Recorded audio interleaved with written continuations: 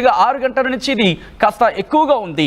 ఏ స్థాయిలో ఉంది అంటే కనుక ప్రస్తుతం దీనికి సంబంధించి డిటెక్ట్ చేసేందుకు ఆ ప్రాబ్లమ్ని డిటెక్ట్ చేసేందుకు ఇప్పుడు యంత్రాంగం అంతా కసరైన ట్రాన్సాక్షన్కి సంబంధించి ఎక్కువ అవుతున్నాయి అనేది మరి ముఖ్యంగా డౌన్ డిటెక్టర్ చెబుతుందని ప్రకారం ఒక 6 గంటల నుంచి ఈ ఇష్యూ అనేది మరింత ఎక్కువ అవుతోంది. ఏకంగా 3000 కంప్లైంట్స్ అనేవి రైజ్ అయ్యంటే అర్థం చేసుకోవచ్చు.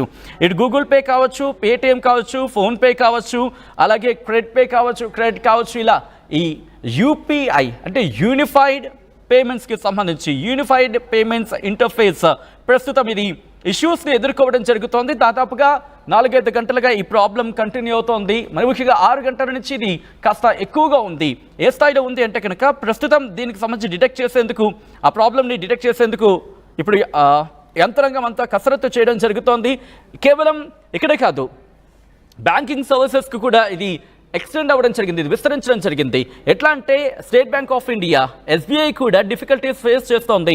ఫండ్ ట్రాన్స్ఫర్లో 47% ఇష్యూస్ని ఫేస్ చేస్తున్నట్టుగా తెలుస్తోంది. మొబైల్ బ్యాంకింగ్కి సంబంధించి 37% మొబైల్ ట్రాన్సాక్షన్స్ మీద కూడా ఇంపాక్ట్ చూపించింది. ఆన్లైన్ బ్యాంకింగ్లో 16% ఇష్యూస్ని ట్రిగర్ అయినట్టుగా తెలుస్తోంది.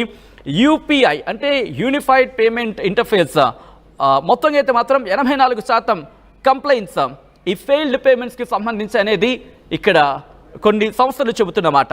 మరి ముఖ్యంగా 7 గంటల నుంచి ఇది ఎక్కువైంది.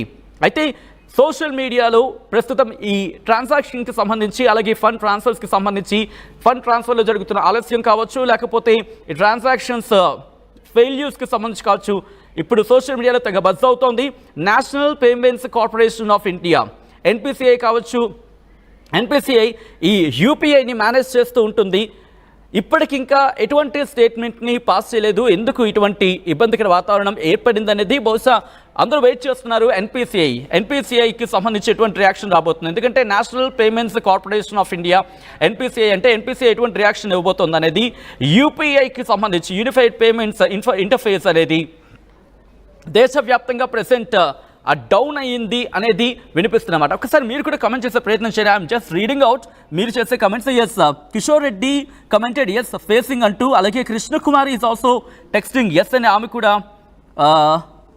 కృష్ణకుమారి కూడా టెక్స్ట్ చేయడం జరిగింది ఎస్ అని.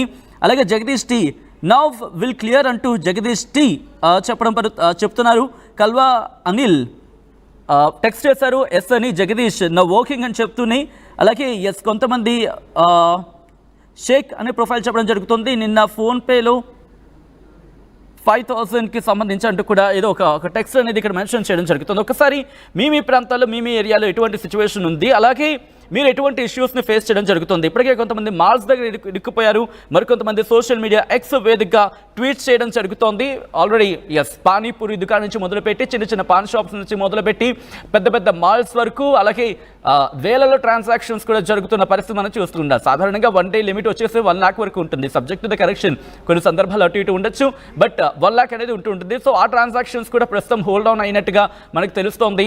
సో కొద్దిసేపటి క్రితం నేను కూడా ట్రాన్సాక్షన్ చేసినప్పుడు ఆ ట్రాన్సాక్షన్ ఫెయిల్ అయింది. అదేంటిది ఈ ట్రాన్సాక్షన్ ఫెయిల్ అయింది అని చూసుకుంటే కనుక ఆ తర్వాత అర్థమైంది ఆ కాస్త డౌన్ టైం అనేది నడుస్తోంది ఇప్పుడు అనేది. సో వెరీ ఫస్ట్ టైం అనేది అనుకోవాలి. దాదాపుగా United payments interface UPI payments సాధారణంగా డౌన్ అయిన సిచ్యువేషన్ మనం గత కొద్ది కాలంగా ఎక్కడ చూసిన సందర్భాలు అయితే లేవు.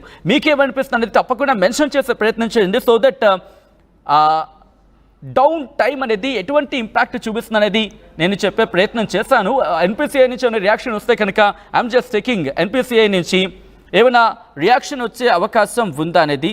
ఐఎమ్ జస్ట్ చెకింగ్ ఎన్పిసిఐ ఏమైనా రియాక్షన్ ఇస్తుందా, లేకపోతే యూపీఐ ఆఫ్ కోర్స్ యూపీఐకి సంబంధించి కాబట్టి ఎన్పిసిఐ ఏమైనా రియాక్షన్ ఇచ్చిందేమో చూసే ప్రయత్నం చేస్తున్నాను. I'm just checking out. Yes, NPCI react అయింది.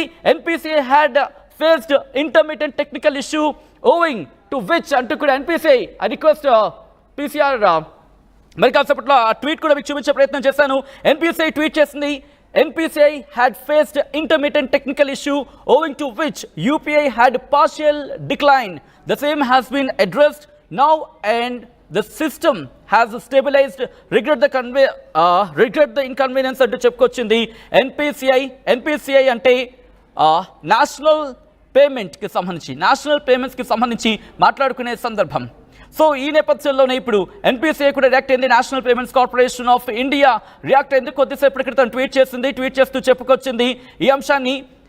NPCI had faced intermediate technical issues. ఒక టెక్నికల్ ఇష్యూస్ని ఫేస్ చేయడం జరిగింది NPCI అని చెబుతూనే యూపీఐ పార్షియల్గా డిక్లైన్ అయింది. యూపీఐ కాస్త పార్షియల్గా ఆ ట్రాన్సాక్షన్స్ డిక్లైన్ అయ్యాయని కూడా చెప్పుకొచ్చింది. The same has been addressed now and the system has stabilized. Yes, here it is on the screen of Star TV.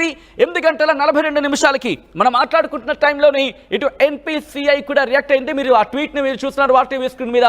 NPCI had faced intermittent technical issues owing to which UPI had partial decline అంటూ కూడా చెప్పుకొచ్చిన పరిస్థితి. National payment corporation of India కాస్త మధ్యలో ఈ technical ఇష్యూస్ని face చేయడం జరిగింది. తద్వారా యూపీఐ పార్షియల్గా డిక్లైన్ అయింది చెప్తూనే, అంటే పార్షియల్గా ప్రభావితం అయింది. ట్రాన్సాక్షన్స్ ఇక్కడ డిక్లైన్ అయ్యాయి అంటూ చెబుతూనే the same has been addressed now and the system has stabilised. ఇప్పుడు the same has been addressed, ఆ ఇష్యూని మేము అడ్రస్ చేయడం జరిగింది. ఇప్పుడు the system has stabilised, regret the inconvenience. ఆ సిస్టమ్ అనేది స్టెబిలైజ్ చేసాం. ఒక్కసారి మీ పేమెంట్స్ ఇప్పుడు కంటిన్యూ అవుతున్నాయి, ఒక్కసారి చెప్పే ప్రయత్నం చేయండి. సో దట్ ఒకవేళ